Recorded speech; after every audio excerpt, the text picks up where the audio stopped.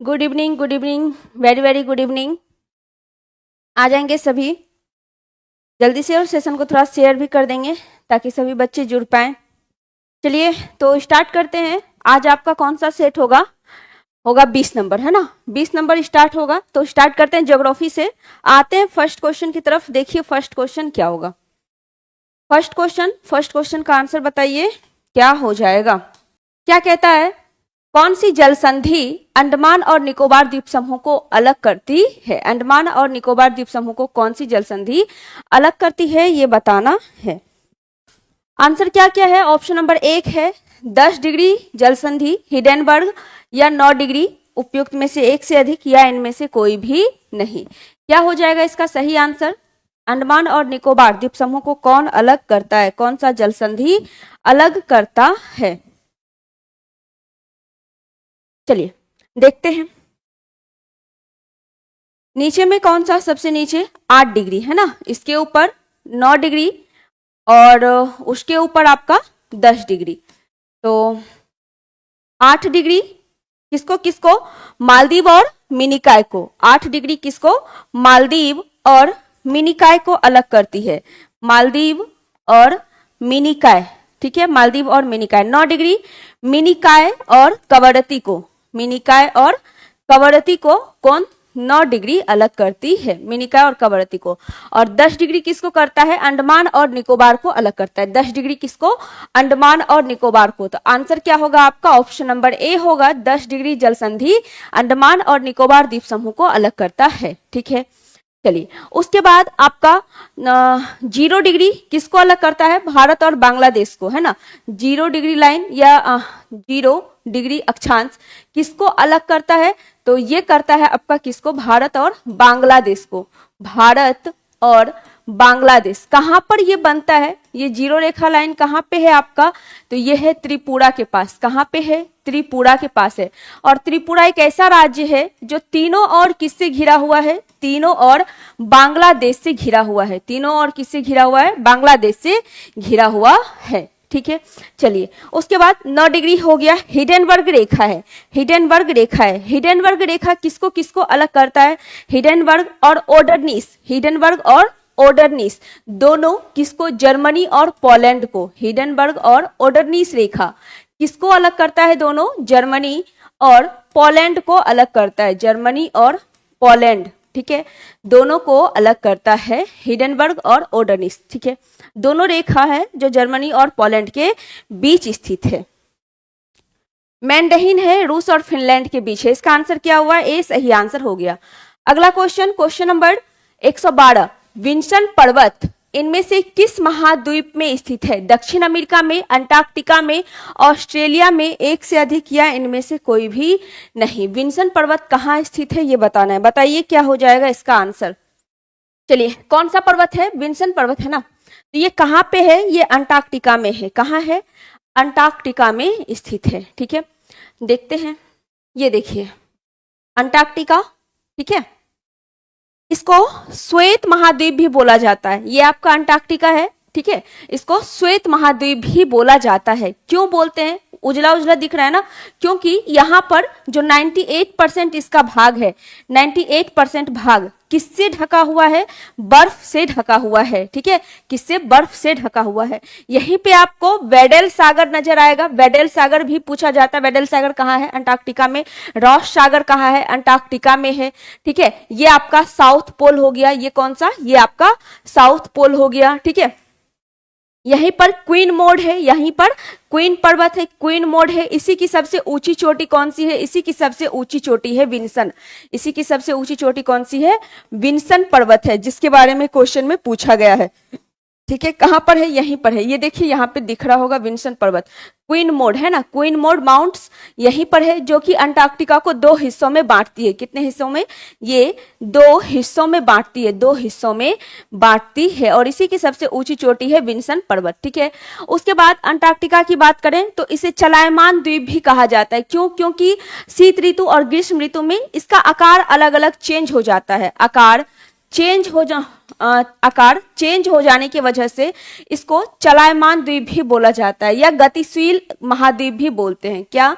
गतिशील महाद्वीप भी इसे बोला जाता है, गतिशील महाद्वीप भी इसे बोला जाता है। ठीक है, और दक्षिणी ध्रुव पर पहुंचने वाले पहले व्यक्ति कौन थे? एंडरसन थे। और दक्षिणी ध्रुव कहाँ है? यहीं पर दक्षिणी ध्रुव है। पहले व्यक्ति कौन थे? एंडरसन थे, जो दक्षिणी ध्रुव पर पहुंचे थे। और ये दक्षिणी ध्रुव कहाँ पे है? यहीं पर स्थित है।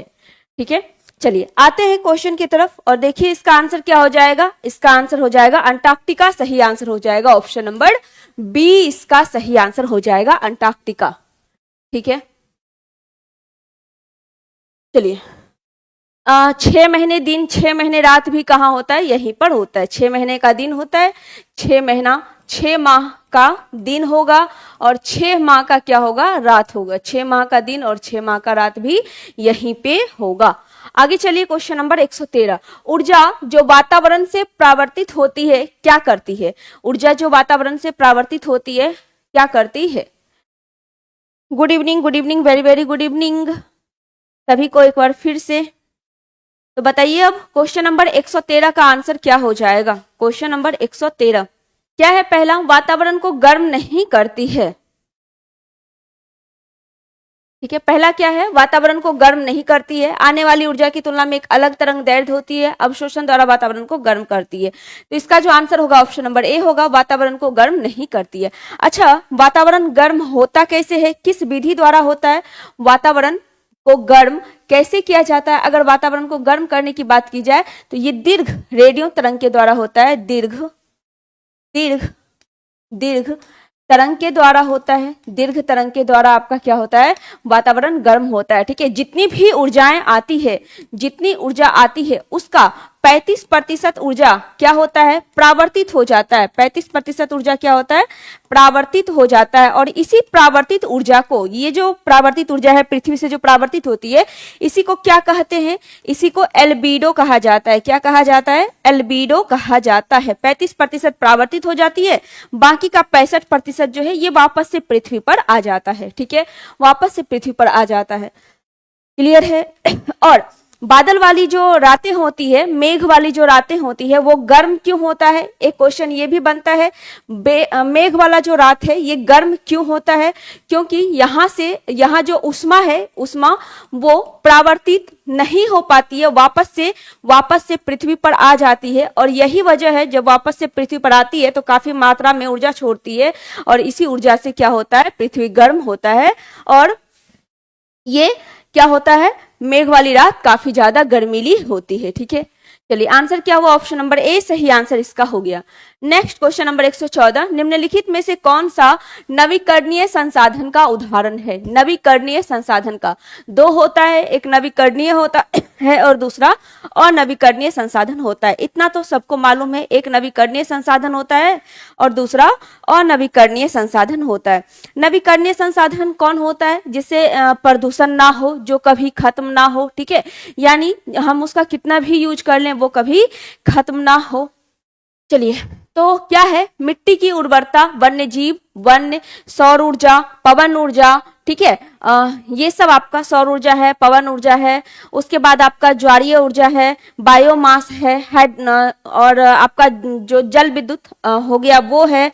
ये सब क्या हो जाएगा आपका?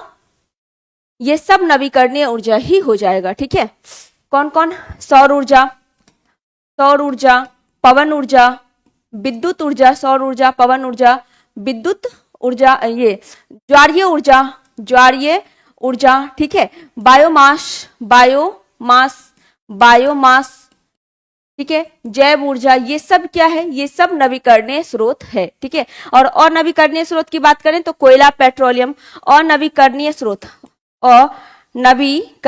वैसा स्रोत होता है जो कि यूज करने के बाद खत्म हो जाता है और उसका एक टाइम लिमिट होता है। ठीक है, उससे प्रदूषण भी होता है।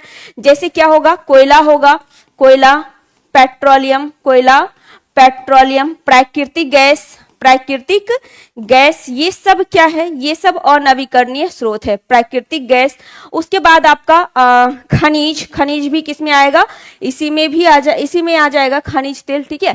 तो ये सब अनवीकरणीय स्रोत है। 114 का आंसर क्या हो जाएगा आपका, उपयुक्त में से एक से अधिक, इसका सही आंसर हो जाएगा ऑप्शन नंबर डी सही आंसर हो जाएगा। बिल्कुल सबका आंसर सही है, डी। आगे चलिए क्वेश्चन नंबर 115, निम्नलिखित में कौन सा ऊर्जा एक गैर अनवीकरणीय स्रोत है।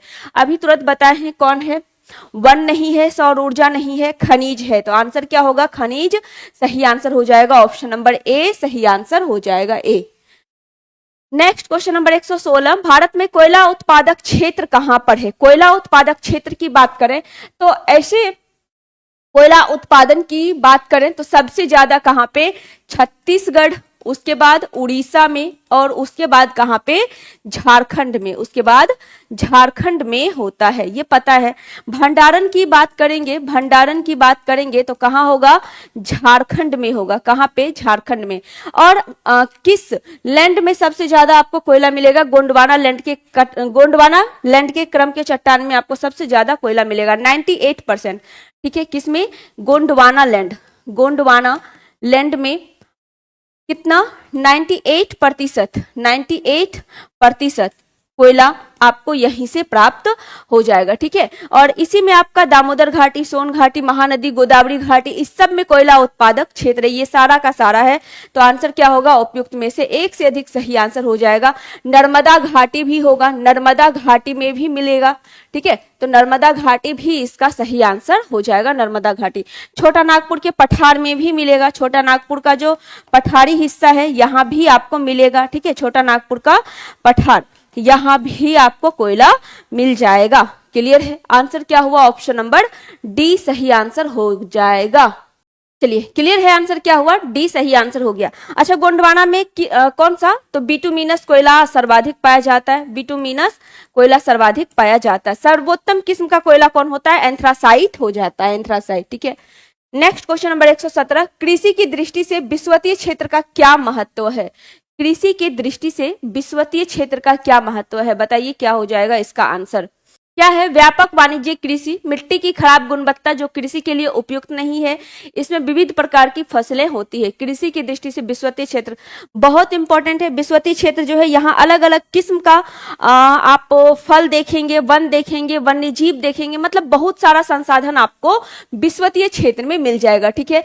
कृषि हो गया, वन हो गया, बहुत सारे प्रकार के वन्य जीव भी आपको मिलेंगे, यानी कुल मिलाकर ये पूरी तरह से संसाधन से क्या है, भरा हुआ है। अनेक प्रकार की आपको लकड़ियां मिलेगी, ठीक है, पूरी तरह से संसाधनों से भरा हुआ है, ठीक है। सबसे ज्यादा जैव विविधता आपको कहां पे मिलेगा, सबसे ज्यादा जैव विविधता की बात करें तो यहीं पर मिलेगा, सर्वाधिक जैव विविधता, सर्वाधिक जैव विविधता कहां मिलेगा, सर्वाधिक जैव विविधता तो विषुवतीय क्षेत्र में ही मिलेगा, ठीक है।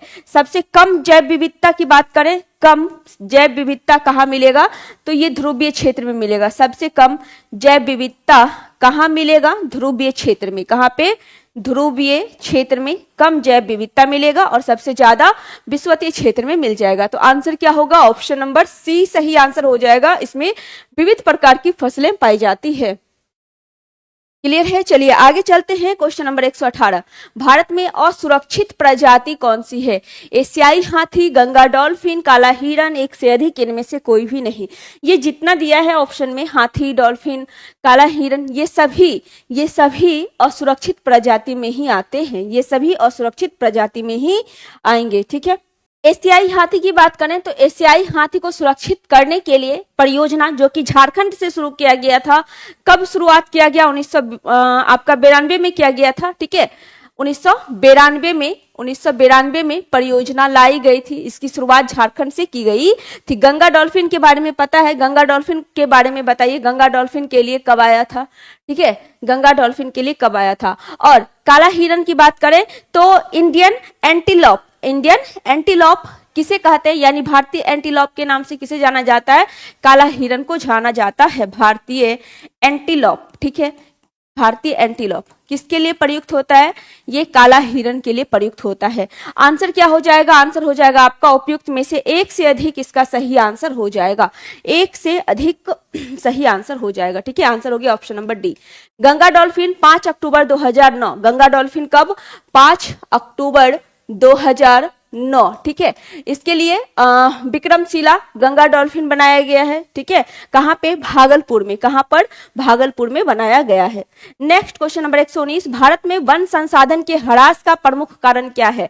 तो वन संसाधन के ह्रास का बहुत कारण है, लेकिन यहाँ पे प्रमुख कारण पूछा जा रहा है तो वो है कृषि का विस्तार। क्या है? बढ़ती जनसंख्या को लेकर कृषि का भी विस्तार हो रहा है और कृषि के विस्तार की वजह से वन संसाधन का काफी ह्रास हो रहा है। ठीक है, वन संसाधन का काफी ह्रास हो रहा है। तो आंसर क्या होगा? ऑप्शन नंबर ए सही आंसर हो जाएगा, ए। अगला क्वेश्चन नंबर 120, किसको पार कर लेने पर एक दिन जुट जाता है? 180 डिग्री देशांतर पश्चिम से पूर्व, 180 डिग्री देशांतर पूर्व से पश्चिम, भूमध्य रेखा, उत्तर से दक्षिण, एक से अधिक, या इनमें से कोई भी नहीं। कई बार बताए हैं जब हम टाइम जोन के बारे में बताए हैं तब। क्या होगा इसका आंसर? चलिए, 180 डिग्री देशांतर की बात करें, 180 डिग्री देशांतर की बात करें तो इसको अंतरराष्ट्रीय तिथि रेखा कहते हैं। अंतरराष्ट्रीय तिथि रेखा कहा जाता है। अंतरराष्ट्रीय तिथि रेखा 180 डिग्री देशांतर रेखा को कहेंगे। ठीक है, अंतरराष्ट्रीय तिथि रेखा कहां कहां से गुजरता है? तो ये आर्कटिक सागर, आर्कटिक सागर, बेरिंग सागर, बेरिंग सागर जो कि इसके समानांतर पड़ता है, बेरिंग सागर इसके समानांतर पड़ता है। चुकी सागर प्रशांत महासागर से होकर गुजरता है, प्रशांत महासागर से होकर गुजरता है। और ये इसमें है क्या कि अगर आप पश्चिम से पूर्व की तरफ जाएंगे, 1 डिग्री देशांतर के अंतर पे आपको 4 मिनट का अंतर मिलेगा। कितना? 1 डिग्री अगर आप देशांतर पार करते हैं तो कितने का अंतर होगा? 4 मिनट का अंतर हो जाएगा। कितने का? 4 मिनट का अंतर हो जाएगा। 1 डिग्री देशांतर पार करने पर कितने का अंतर? 4 मिनट का अंतर हो जाएगा। ठीक है, तो आंसर क्या होगा? हाँ, कहां से कहां? पश्चिम से पूर्व की तरफ, पश्चिम से पूर्व की तरफ। भारत का जो टाइम जोन है, ठीक है, भारत का मानक समय रेखा ग्रीनविच समय रेखा से कितना घंटा आगे है? 5.5 घंटा आगे है। कितना घंटा आगे है? 5.5 घंटा आगे है। आंसर क्या हो जाएगा? ऑप्शन नंबर ए हो जाएगा। 180 डिग्री देशांतर पश्चिम से पूर्व की ओर जाने पर होता है। ठीक है, एक दिन जुट जाता है। नेक्स्ट क्वेश्चन नंबर 121, दक्षिण अमेरिका का महादेश पेरू अन्य किन देश से सीमा बनाता है? ठीक है, दक्षिण अमेरिका का जो महादेश है, दक्षिण अमेरिका महादेश का जो देश है पेरू, वो किसके साथ सीमा बनाता है ये बताना है। ये आपका साउथ अमेरिका, दक्षिण अमेरिका है। ठीक है, इसमें क्या पूछा गया? इसमें पूछा गया आपसे कि पेरू अन्य किस देश से सीमा बनाता है? पेरू अन्य किस देश से सीमा बनाता है? पेरू कहाँ है? पेरू यहाँ पे दिख रहा है। सबसे पहले ये दक्षिण अमेरिका का मैप है। ठीक है, कहाँ पे पेरू? पेरू यहाँ पे है। ये किससे किससे सीमा बनाता है? तो देखिए, यहाँ पे इक्वाडोर से, कोलंबिया से, इक्वाडोर, कोलंबिया, ब्राजील, ठीक है, बोलिविया, उसके बाद यहाँ पे चिली। तो इक्वाडोर, कोलंबिया, ब्राजील, बोलिविया और चिली कितना से? 5 से बनाता है। ठीक है, चलिए उसके बाद देखिए, पेरू और बोलिविया की सीमा पर ही क्या है? टिटिकाका झील है, जिसे कि हनीमून लेक के नाम से भी जानते हैं। टिटिकाका झील यहीं पर है। नौकायान के लिए सबसे ऊंचाई पर स्थित झील कौन सा है? टिटिकाका झील ही आपका हो जाएगा। ठीक है, चलिए चिली जो है, चिली ब्राजील से सीमा साझा नहीं करता है। चिली जो है ये आपका ब्राजील से सीमा साझा नहीं करता है। और इक्वाडोर, ये 2 देश है जो ब्राजील से सीमा साझा नहीं करता है। बाकी दक्षिण अमेरिका का सारा देश इससे सीमा साझा करता है। ठीक है, चलिए उसके बाद बोलिविया को आप देख रहे हैं। बोलिविया देश जो है, बोलिविया जो देश है, और ये पराग्वे जो देश है, ये 2 देश है जो दक्षिण अमेरिका में स्थल रुद्ध देश है, यानी कि कोई तटीय सीमा साझा नहीं करता है। ब्राजील की राजधानी क्या है? ब्रासिलिया है। ठीक है, और उरुग्वे की राजधानी मोंटेवीडियो है। ठीक है, ये आपका अर्जेंटीना है, इसका राजधानी ब्यूनस आयर्स है।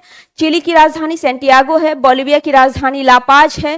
ठीक है, पेरू की राजधानी लीमा है। आइए क्या होगा? Chile, Bolivia, Brazil, Colombia, Ecuador, ये सभी हो जाएगा। तो आंसर क्या होगा? उपयुक्त में से एक से अधिक इसका सही आंसर हो जाएगा। ऑप्शन नंबर डी सही आंसर हो जाएगा, डी। चलिए नेक्स्ट क्वेश्चन नंबर 122, निम्न में कौन सा झील रूस में स्थित है? कौन सा झील रूस में स्थित है ये बताना है। क्या क्या है? वॉन झील। वॉन झील के बारे में अगर बात करें तो वॉन झील कहाँ है? तुर्की में। तुर्की में वॉन झील है और इसकी विशेषता क्या है? ये सर्वाधिक लवणता वाला झील है। सर्वाधिक लवणता वाला झील है। कितनी प्रतिशत लवणता है? 330%। कितना? 330% यहाँ की लवणता है। दूसरे स्थान पे कौन सा है लवणता के मामले में? मृत सागर है। कौन सा है? मृत सागर है। मृत सागर कहाँ है? इजराइल और जॉर्डन की सीमा पर। इजराइल और जॉर्डन की सीमा पर कौन है? मृत सागर स्थित है। मृत सागर है, ठीक है। बैकाल झील की बात करें तो बैकाल झील कहाँ पे है? रूस में। कहाँ है? और अरल सागर उज्बेकिस्तान और कजाकिस्तान के पास आपका अरल सागर है। कौन सा झील रूस में है? बैकाल झील ही है, जो कि आपका कहाँ पे है? रूस में है। तो आंसर क्या हो जाएगा? ऑप्शन नंबर सी सही आंसर हो जाएगा। सी सही आंसर हो जाएगा, ठीक है। चलिए, ये गहरी झील है, सबसे गहरी झील बैकाल झील है। सबसे मीठी झील सुपिरियर झील है। नेक्स्ट क्वेश्चन नंबर 123, स्थलीय पवन मिस्टल से संबंधित सही तथ्य की पहचान करें। मिस्टल, मिस्टल कहाँ है? स्पेन और फ्रांस। मिस्टल बताए हैं कहाँ पे चलती है? स्पेन और फ्रांस, ठीक है। स्पेन और फ्रांस की जो स्थानीय पवन है उसे मिस्टल के नाम से जाना जाता है। बताइए इसका आंसर क्या हो जाएगा? बोरो कहाँ की स्थलीय पवन है? इटली की। बोरो कहाँ की है? इटली की स्थलीय पवन है। उसके बाद हबूब कहाँ का है? सूडान का। Haboob Sudan. चलिए, यूरोप की स्थानीय पवन है, बिल्कुल सही है। ऑस्ट्रेलिया की स्थानीय पवन नहीं, ये बिलीबिली हो जाएगा, ठीक है। क्या होगा? ऑस्ट्रेलिया में क्या हो जाएगा? बिलीबिली। ये कल बताए हैं बिलीबिली क्या है। ऑस्ट्रेलिया में एक उष्णकटिबंधीय चक्रवात का स्वरूप है। तो आपका ये नहीं होगा शुष्क पवन है, ठंडी पवन है, बिल्कुल सही है। तो आंसर क्या हो जाएगा आपका? 1, 3, 4 किसमें है? ऑप्शन नंबर बी में है। तो सही आंसर हो जाएगा ऑप्शन नंबर बी। सही आंसर हो जाएगा बी, ठीक है। आगे क्वेश्चन नंबर 124, क्षेत्रफल की दृष्टिकोण से अवरोही क्रम में 4 महादेश का सही क्रम दिया हुआ है। देखिए कौन सा हो जाएगा क्षेत्रफल के दृष्टिकोण से।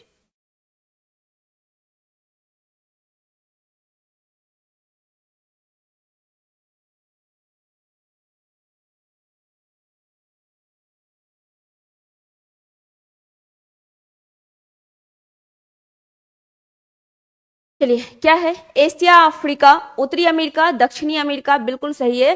तो आंसर आपका क्या होगा? ऑप्शन नंबर ए सही आंसर हो जाएगा। एशिया है, उसके बाद अफ्रीका है, फिर उत्तरी अमेरिका है, फिर आपका दक्षिणी अमेरिका हो जाएगा, बिल्कुल सही है। उसके बाद कौन सा है? उसके बाद आपका अंटार्कटिका है, फिर यूरोप है और फिर ऑस्ट्रेलिया है। अंटार्कटिका है, उसके बाद यूरोप है और फिर ऑस्ट्रेलिया है। अंटार्कटिका, अंटार्कटिका, यूरोप और फिर ऑस्ट्रेलिया, और फिर ऑस्ट्रेलिया, ठीक है। अंटार्कटिका है, यूरोप है और फिर क्या है? ऑस्ट्रेलिया है, ठीक है। तो सबसे छोटा कौन सा हो जाएगा? ऑस्ट्रेलिया सबसे छोटा हो जाएगा। एशिया सबसे बड़ा हो जाएगा। महासागर की बात करें तो प्रशांत महासागर सबसे बड़ा हो जाएगा। नेक्स्ट क्वेश्चन नंबर 125, कौन सी नदी अलकनंदा में बाईं ओर से मिलती है? कल ही डायग्राम के थ्रू बताए हैं कि बद्रीनाथ से 2 धारा निकलती है, एक धौली गंगा, एक विष्णु गंगा। कहाँ मिलती है? विष्णु प्रयाग में नाम पड़ता है अलकनंदा। अलकनंदा के नाम से आगे बढ़ती है, अलकनंदा के नाम से आगे बढ़ती है। नंद प्रयाग में नंदाकिनी, कर्ण प्रयाग में पिंडार नदी आकर मिलती है, फिर आगे बढ़ती है, ठीक है। चलिए, फिर मंदाकिनी नदी आकर मिलती है, मंदाकिनी नदी रुद्र सागर में आकर मिलती है, रुद्र प्रयाग में आकर मिलती है, फिर आगे बढ़ती है अलकनंदा के नाम से ही, और देव प्रयाग में भागीरथी नदी आकर मिलती है, और भागीरथी और अलकनंदा के मिलने से नाम पड़ता है गंगा, ठीक है। क्या नाम पड़ा? गंगा नदी नाम पड़ा। तो अलकनंदा में बाईं ओर से कौन सी नदी आकर मिलेगी? बाईं ओर से कौन सी नदी आकर मिलेगी? क्या हो जाएगा? धौली गंगा, नंदाकिनी, पिंडार सब हो जाएगा। तो आंसर हो जाएगा ऑप्शन नंबर डी। सही आंसर हो जाएगा डी, ठीक है। चलिए, नेक्स्ट क्वेश्चन नंबर 126, किस देश की राजधानी उलान बटोर है? ओमान, यमन, लाओस, इसकी राजधानी उलान बटोर है, बताइए।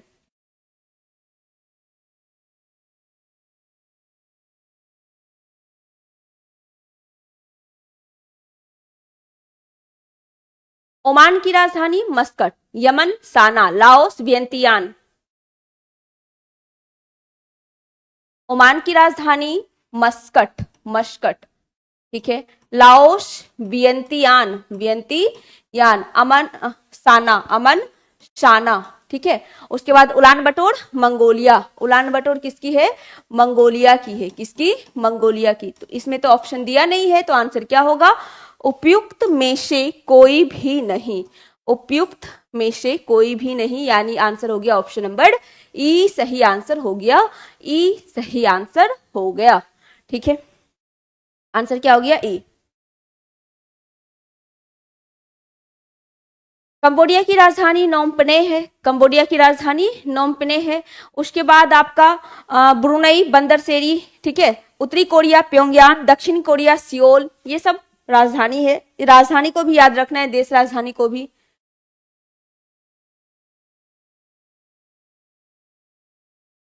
चलिए नेक्स्ट क्वेश्चन नंबर 127, किस कृषि उत्पाद को सफेद सोना भी कहा गया है? कपास को, गन्ना को, जूट को, किसको कहा गया है सफेद सोना? व्हाइट गोल्ड के नाम से किसे जाना जाता है, ये बताना है। बताइए क्या हो जाएगा आंसर?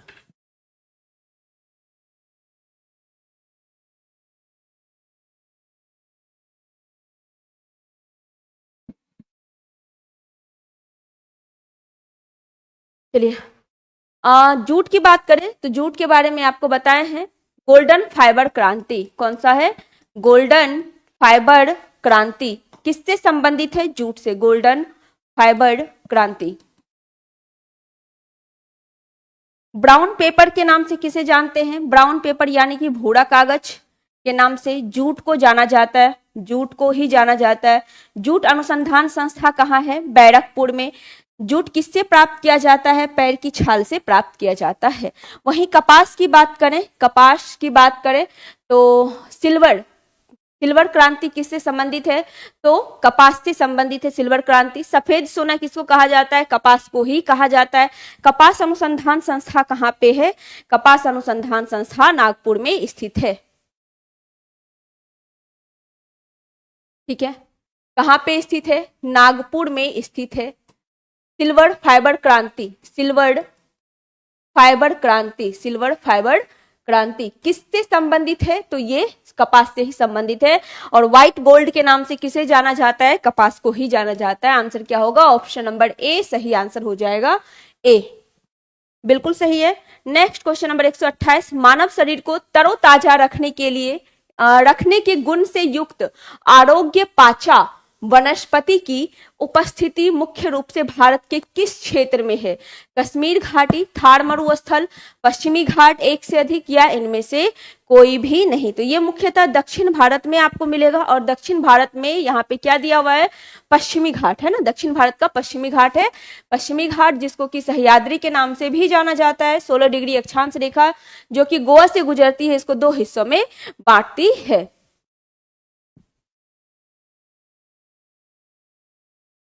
चलिए नेक्स्ट क्वेश्चन नंबर 129, सोलाश वन की उपस्थिति कहाँ है? उत्तर पश्चिम भारत, उत्तर पूर्वी भारत, प्रायद्वीपीय भारत, एक से अधिक, या इनमें से कोई भी नहीं। सोलाश वन या शोला वन?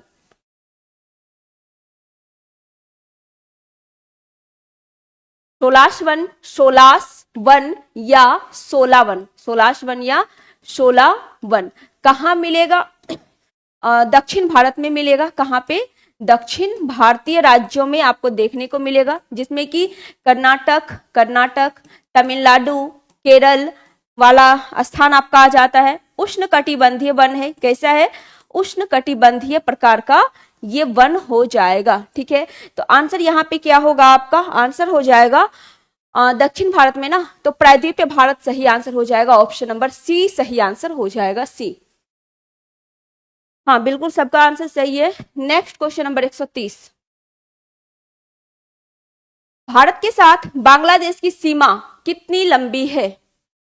भारत के साथ बांग्लादेश की सीमा कितनी लंबी है, ये बताना है। ये अपना प्यारा सा भारत सबसे लंबी सीमा किसके साथ साझा करता है? तो बांग्लादेश के साथ ही करता है। और सबसे छोटी सीमा किसके साथ साझा करता है? अफगानिस्तान के साथ करता है। कितना? 106 किलोमीटर की सीमा साझा करता है अफगानिस्तान के साथ, और बांग्लादेश के साथ सबसे लंबी सीमा साझा करता है। और किस भारतीय राज्य के साथ? तो पश्चिम बंगाल के साथ। किसके साथ? पश्चिम बंगाल के साथ करता है। कितना? 4096.7 किलोमीटर, 4096.7 किलोमीटर। कौन कौन सा भारतीय राज्य है? पश्चिम बंगाल है, असम है जो 2 बार सीमा साझा कर लेता है, मेघालय है, त्रिपुरा है जो तीनों ओर से घिरा हुआ है, और मिजोरम है। और कौन सा है? मिजोरम है। क्लियर है? ये बांग्लादेश है। उसके बाद म्यांमार भी है जो 4 राज्यों से सीमा साझा करता है, 1643 किलोमीटर का सीमा साझा करता है म्यांमार। कितना? 1643 किलोमीटर का सीमा साझा करता है। कितने राज्य के साथ? 4 राज्यों के साथ करता है। सबसे लंबा किसके साथ? अरुणाचल प्रदेश के साथ। सबसे लंबा अरुणाचल प्रदेश के साथ करता है। अरुणाचल प्रदेश है, नागालैंड है, मणिपुर है और मिजोरम है। अरुणाचल प्रदेश, नागालैंड, मणिपुर और मिजोरम। भूटान 699 किलोमीटर की सीमा साझा करता है। भूटान की बात करें, 699 किलोमीटर की सीमा साझा करता है। कितने राज्य के साथ? 4। सिक्किम है, पश्चिम बंगाल है, असम है और अरुणाचल प्रदेश है। 4 राज्य के साथ सीमा साझा करता है। क्लियर है? चलिए, उसके बाद नेपाल की बात करें तो 1751 किलोमीटर की सीमा साझा करता है नेपाल। किसके किसके साथ? उत्तराखंड, यूपी, बिहार, पश्चिम बंगाल और सिक्किम। ठीक है, नेपाल उत्तराखंड, यूपी, बिहार, पश्चिम बंगाल और सिक्किम के साथ सीमा साझा करता है। ठीक है, कितना? 1751 kilometre. Bhutan 699 kilometre, Myanmar 1643 kilometre, Bangladesh आपका कितना? 4096.7 किलोमीटर का सीमा साझा करता है। ठीक है, पाकिस्तान 3323 किलोमीटर, 3323 किलोमीटर का सीमा साझा करता है। और चीन जो है, चीन आपका 3488 किलोमीटर का सीमा साझा करता है, 3488। तो अब बताइए कितना हो जाएगा? 4096.7। पॉइंट नहीं दिया है, डायरेक्ट आपका दिया है 4096। ठीक है, तो 4096 सही आंसर हो जाएगा। Next question number 131। खरीफ की फसल बोई जाती है कब? खरीफ को और किस नाम से जानते हैं? खरीफ की फसल को और किस नाम से जाना जाता है? ग्रीष्मकालीन फसल या मानसूनकालीन फसल के नाम से खरीफ को ही जाना जाता है। 3 तरह की फसलें होती है, खरीफ, रबी और जायद। ग्रीष्मकालीन फसल के नाम से इसे जानते हैं। इसमें क्या क्या आता है?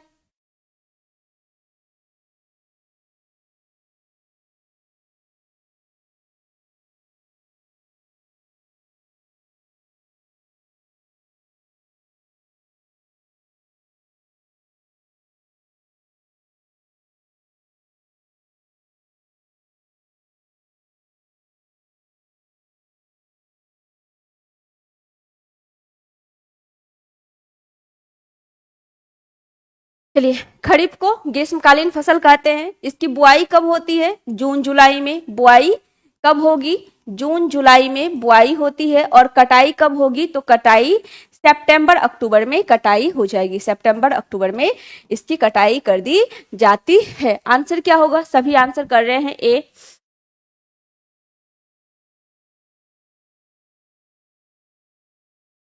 ए क्या है? दक्षिण पश्चिम मानसून के प्रारंभ होने पर। बिल्कुल सही है, दक्षिण पश्चिम मानसून के प्रारंभ होने पर इसकी बुआई की जाती है। आंसर क्या हुआ? ऑप्शन नंबर ए सही आंसर हो गया। इसमें कौन कौन सा फसल आता है? कौन कौन सा आता है? चावल, ज्वार, बाजरा, मक्का, उड़द, अरहर, मूंग, मूंगफली, सोयाबीन। ठीक है, ये सब किस में आएगा? खरीफ में आएगा। गेहूं किस में आएगा? रबी में आ जाएगा। ठीक है, आंसर क्या हुआ? ए सही आंसर हो गया। Next question number 132। बिहार सरकार द्वारा शून्य कार्बन उत्सर्जन का लक्ष्य बिहार सरकार ने कब रखा है? बिहार सरकार ने शून्य उत्सर्जन कार्बन का लक्ष्य कब रखा है, ये बताना है। भारत सरकार की बात करें तो 2070 भारत सरकार ने नेट जीरो का लक्ष्य कब रखा? शून्य कार्बन उत्सर्जन का 2070। मुंबई सरकार ने कब रखा? मुंबई सरकार ने 2050। मुंबई 2050 मुंबई सरकार ने 2050 का लक्ष्य रखा है। और बिहार सरकार की बात करें तो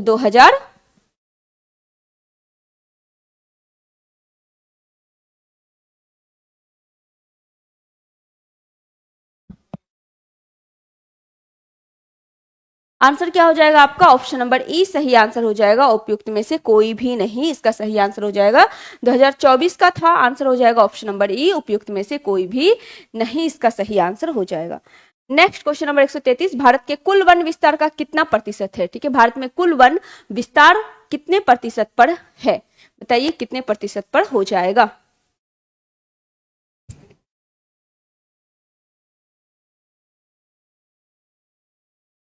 चलिए, वन आवरण की बात करें, वन आवरण की बात करें तो लगभग 21%। वन आवरण कितना? लगभग 21% आपका वन आवरण हो जाएगा। सबसे ज्यादा वन की बात करें, सबसे ज्यादा वन कहाँ पे? मध्य प्रदेश में, एमपी में। ठीक है, सबसे ज्यादा प्रतिशत में बात की जाए तो कहाँ पे? मिजोरम में। प्रतिशत की बात की जाए तो मिजोरम में हो जाएगा। ये नया डाटा के अनुसार है, नया डाटा के अनुसार आपका हो जाएगा।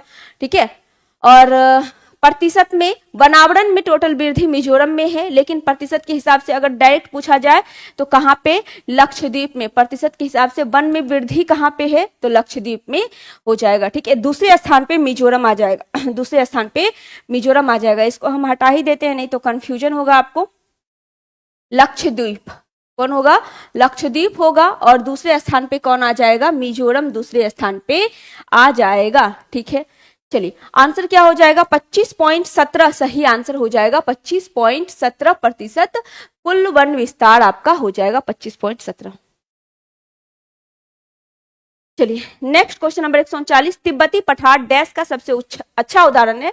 अंतर पर्वतीय पठार का है। किसका? अंतर पर्वतीय पठार। अंतर पर्वतीय पठार वो पठार होते हैं जो कि पर्वतों से घिरा होता है, पर्वतों से घिरा होता है। ठीक है, तिब्बत पठार की बात करें तो इसके उत्तर में कुनलुन पर्वत है, उत्तर में कुनलुन पर्वत है। दक्षिण में आपका हिमालय है, दक्षिण में हिमालय पर्वत है। ठीक है, और तिब्बत पठार ये इसे विश्व का छत भी कहा जाता है। तो ये किस पठार के अंतर्गत आएगा? अंतर पर्वतीय पठार के अंतर्गत आ जाएगा। ऑप्शन नंबर ए सही आंसर हो गया। नेक्स्ट क्वेश्चन नंबर 135, तेंदु, अमलतास, बैल जैसे सामान्य पेड़ भारत में किस वनों में पाए जाते हैं? कल ही बताए हैं। उष्णकटिबंधीय पर्णपाती वन जो है दो तरह का होता है, एक उष्णकटिबंधीय आर्द्र पर्णपाती वन, दूसरा उष्णकटिबंधीय शुष्क पर्णपाती वन। भारत में सबसे ज्यादा वन उष्णकटिबंधीय पर्णपाती वन का ही होगा। ठीक है,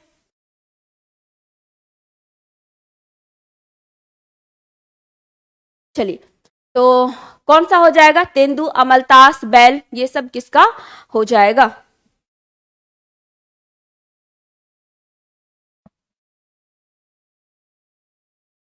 ये सब शुष्क पर्णपाती वन का हो जाएगा। तेंदु, अमलतास, बैल, पीपर, खैर, ठीक है, ये सब शुष्क पर्णपाती वन का हो जाएगा। आर्द्र पर्णपाती वन में आपका कौन कौन सा आ जाएगा? आर्द्र पर्णपाती वन में आपका सागवान, साल, शीशम, महुआ, ठीक है, ये सब आपका आर्द्र पर्णपाती वन में आ जाएगा। पर्णपाती वन को मानसूनी वन भी कहते हैं, पतझड़ वन भी कहा जाता है, क्योंकि हर बार ये अपनी पत्ती जो है पीली करके गिरा देती है। नेक्स्ट क्वेश्चन नंबर 136, कौन सा सही सम्मिलित नहीं है? कौन सा सही सम्मिलित नहीं है ये बताना है। बताइए कौन सा हो जाएगा? Question number 136।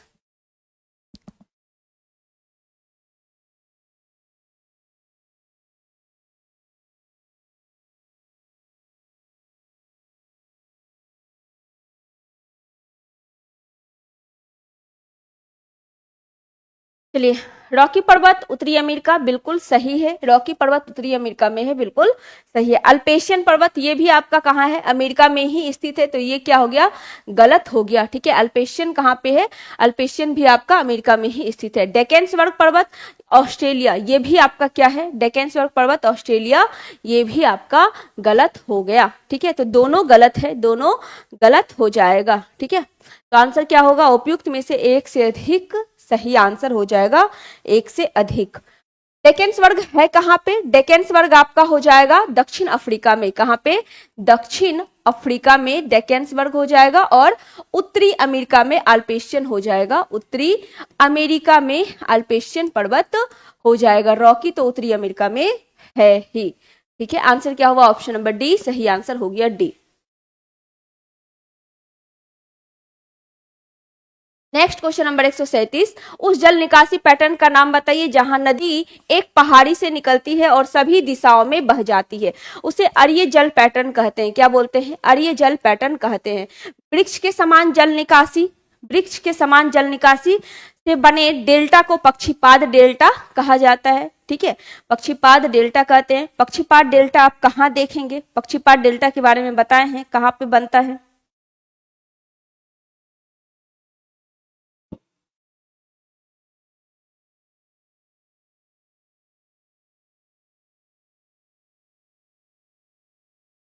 आंसर क्या हुआ? ऑप्शन नंबर सी सही आंसर हो गया। इसी को रेडियल भी बोलते हैं, इसी को रेडियल भी बोला जाता है। अभी केंद्रीय जल निकासी पैटर्न जो है, इसमें क्या होता है, पानी एक जगह आकर चारों दिशाओं से एक जगह आकर केंद्रित हो जाती है। ठीक है, इसमें चारों दिशाओं से एक जगह आकर केंद्रित हो जाती है।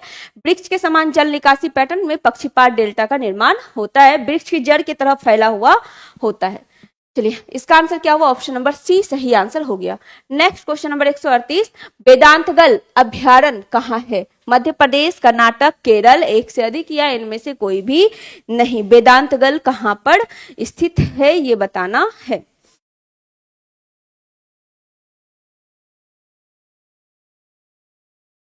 आज का क्वेश्चन नंबर 119 और सेट 19 का क्वेश्चन नंबर 112 सेम है, तो आंसर अलग अलग कैसे? कौन सा क्वेश्चन है आज का? Question number 119।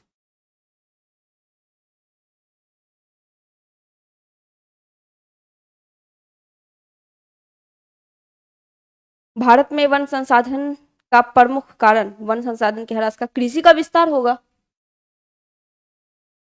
उस दिन क्या था? उस दिन भी कृषि का विस्तार ही होगा। चलिए, वेदांतगल अभ्यारण्य की बात करें तो कहाँ पे है? तमिलनाडु में। कहाँ पर है? तमिलनाडु में। वेदांतगल अभ्यारण्य आपका तमिलनाडु में हो जाएगा। ठीक है, रंगानी थट्टू कहाँ पे है? कर्नाटक में। रंगानी थट्टू कहाँ पे है? ये कर्नाटक में स्थित है। रंगानी थट्टू कहाँ पे स्थित है? कर्नाटक में स्थित है। ठीक है, मुदुमलाई कहाँ है? वो भी तमिलनाडु में है। बखीरा कहाँ पर है? यूपी में है। बखीरा कहाँ पे है? यूपी में है। सुल्तानपुर कहाँ पे है? हरियाणा में। सुल्तानपुर की बात करें, सुल्तानपुर अभ्यारण्य कहाँ पे है? हरियाणा में स्थित है। हरियाणा में स्थित है। ठीक है, उसके बाद एक आपका सलीम अली है। सलीम अली ये कहाँ पे है? सलीम अली अभ्यारण्य ये जम्मू कश्मीर में है। जम्मू कश्मीर में है। और सलीम अली जुब्बा साहनी ये कहाँ पर है? सलीम अली जुब्बा साहनी आपका अपने बिहार में स्थित है। सलीम अली जुब्बा साहनी दोनों अलग है। सलीम अली जुब्बा साहनी ये कहाँ पे है? ये बिहार में स्थित है। ये बिहार में स्थित है। ठीक है, ये बिहार में स्थित है। उस दिन ऑप्शन नंबर डी बताए थे, तो हो सकता है गलती से लग गया हो, लेकिन आंसर होगा कृषि का विस्तार। ठीक है, अगर डी बताए हैं उस दिन तो मिस्टेक से बता दिए होंगे, सही कर लीजिएगा।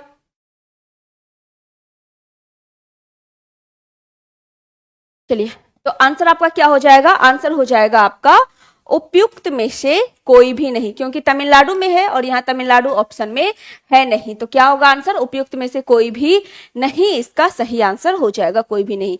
पेम्बानाद कहाँ पे है? केरल में है। बांधवगढ़ कहाँ पर है? मध्य प्रदेश में है। पेंच कहाँ पे है? मध्य प्रदेश और महाराष्ट्र में है। ठीक है, चलिए, गिर कहाँ है? गुजरात में है। अगला क्वेश्चन नंबर 139, 100 डिग्री पश्चिमी देशांतर रेखा जिस देश की आर्थिक दृष्टि से विभाजक रेखा है वह क्या है? वह अमेरिका है। क्या है? अमेरिका है। तो आंसर क्या होगा? ऑप्शन नंबर ए सही आंसर हो जाएगा, अमेरिका। ठीक है, 180 डिग्री पश्चिमी देशांतर रेखा। इसके अलावा भी अमेरिका के लिए 2 सीमा रेखा है। ठीक है, इसके अलावा भी अमेरिका के लिए, अमेरिका और कनाडा के बीच में 2 सीमा रेखा आपका हो जाएगा। कौन कौन? 141वीं डिग्री पश्चिमी देशांतर रेखा और 49वीं समानांतर रेखा। ये शायद फर्स्ट क्वेश्चन में बताए या नहीं बताए, पता नहीं, याद नहीं है। अमेरिका और कनाडा के बीच में।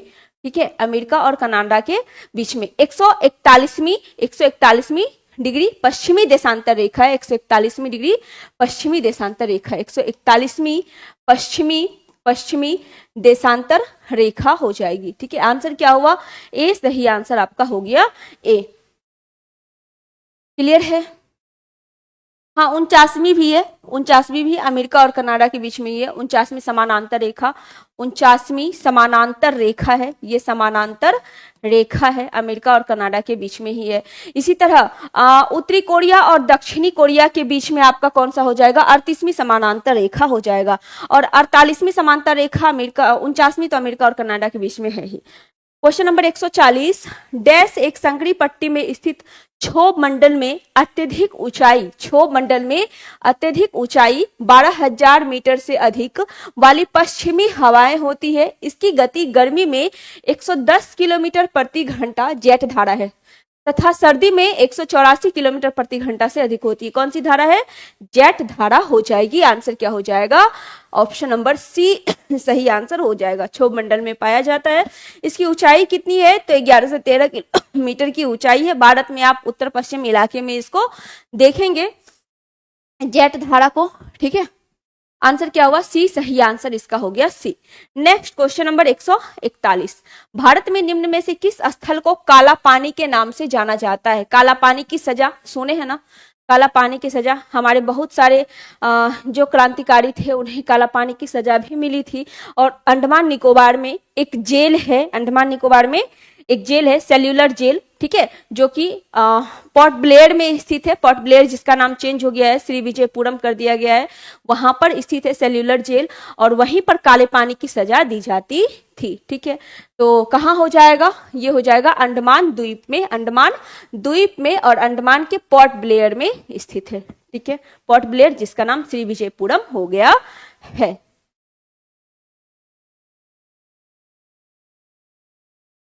चलिए आगे चले, क्वेश्चन नंबर 142, उत्तर पूर्वी प्रशांत और उत्तरी अटलांटिक में उत्पन्न होने वाले उष्णकटिबंधीय चक्रवात को क्या नाम दिया जाता है, बताइए क्या होगा इसका सही आंसर।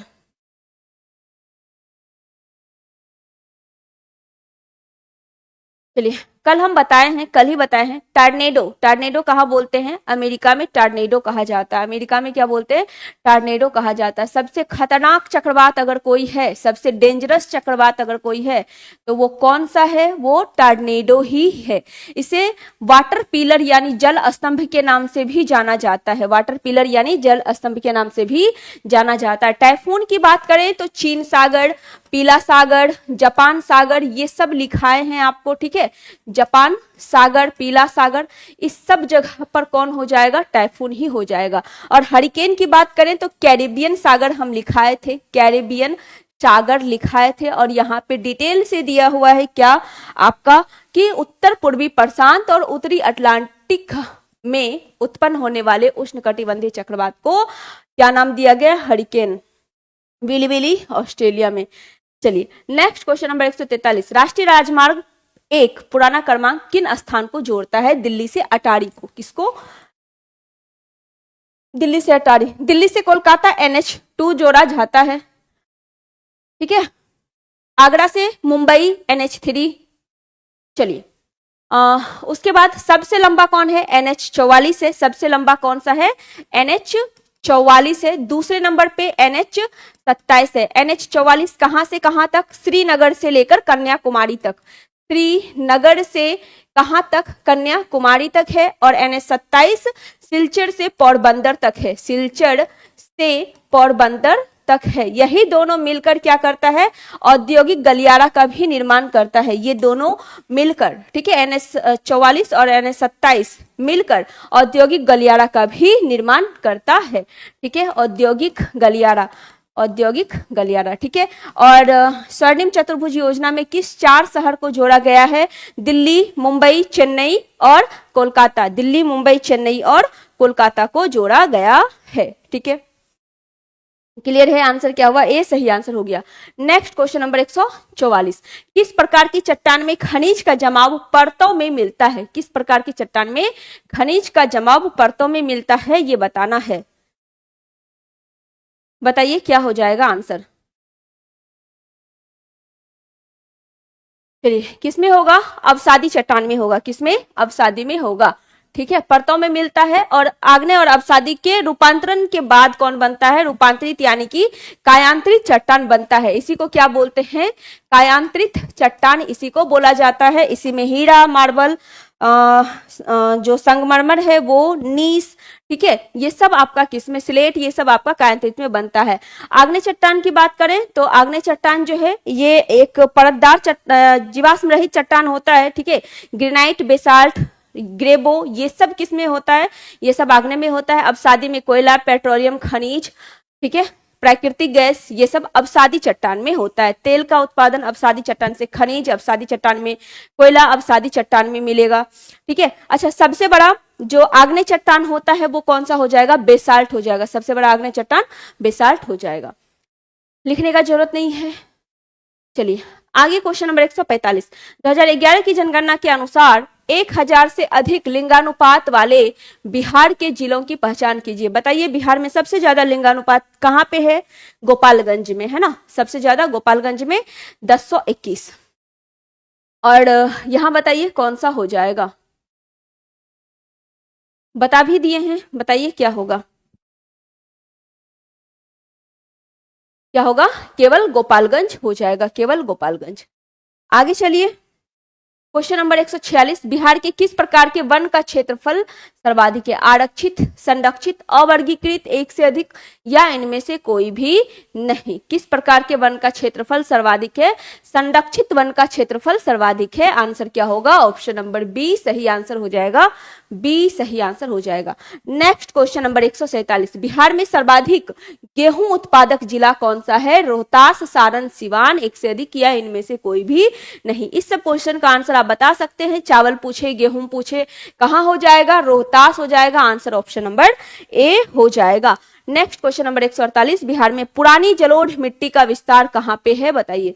मिट्टी के बारे में हमेशा बताते हैं, पुरानी जलोढ़ मिट्टी का विस्तार कहां पर हो जाएगा, रोहतास वाले, रोहतास, गया, पटना, मुंगेर, भागलपुर। आंसर होगा ऑप्शन नंबर बी 149। पूर्व में बंगाल का शोक किसे कहते थे, दामोदर को, लेकिन अब ये शोक नहीं है जब से दामोदर नदी घाटी परियोजना का निर्माण हुआ है, ठीक है। तो दामोदर नदी बंगाल का शोक पहले कहा जाता था। अच्छा, बिहार का शोक कोसी नदी, सर्वाधिक मार्ग बदलने वाली नदी। कोसी नदी कहां से निकलती है, नेपाल से निकलती है। कहां पर मिलती है, गंगा में, कहां पर मिलेगी, बताइए।